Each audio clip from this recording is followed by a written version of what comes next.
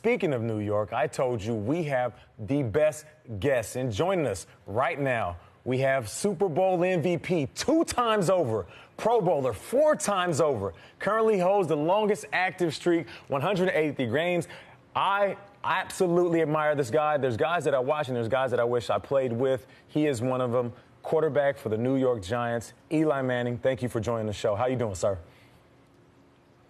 I'm doing great, Nate. How are you doing? I'm good. Thank you for joining us. I know your time is limited. I know this is your day off, so we appreciate it. Now, before we get to some football conversation, I have to talk about this video that JPP posted yesterday. It looked like an absolute party in the locker room. I believe we have a clip. It's going down. Everybody's dancing. They're having fun. And it seems like there is a party. And the only thing that I could think about is where's Eli? I was looking hard. I was trying to figure out where he in the back, what kind of dance move is he doing, and if he is in there, what is his favorite go-to dance move? So I have to ask you, where were you, bro?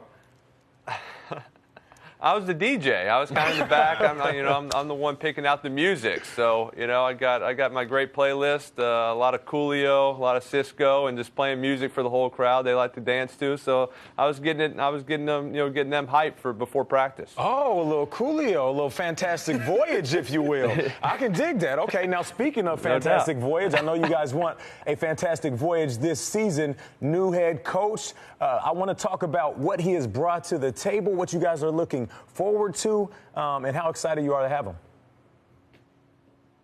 Yeah, I think Coach McAdoo's done a great job just setting the tempo, being a great leader, and just getting everybody mentally, physically prepared for this upcoming season. He has high expectations, high standards, and he's done a great job just correcting us and challenging us every day to get better, to improve at every practice, to not let a day slip away without learning something, getting better in some way. So I think the guys and the team has responded to that well, and we got to go out there and do it obviously on Sundays, but we got a few more preseason games left that we got to get better, get some young guys caught up to speed, and but I'm excited for this upcoming year. Now, speaking of the preseason and young guys getting caught up to speed, and also the veterans, you've been in the league for over a decade. So I have to ask you, as a guy that played 11 years, do you need the preseason?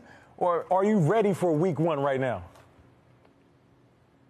No, I need the preseason. I think, for the quarterback, you go a long time without getting hit. I haven't been hit in coming up on 9 months, and so it's been a while. In practice, I can work on moving the pocket, but I also know those guys are not allowed to hit me in practice, and I know in games those guys are trying very hard to hit me. So I need to.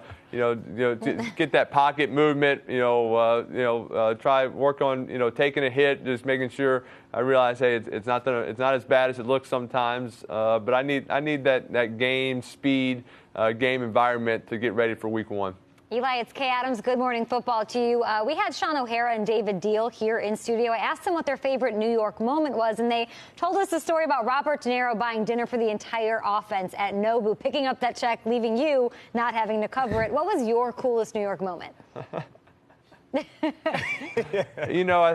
think that was a rare night where I didn't have to buy my lineman dinner, but always going to take care of those guys.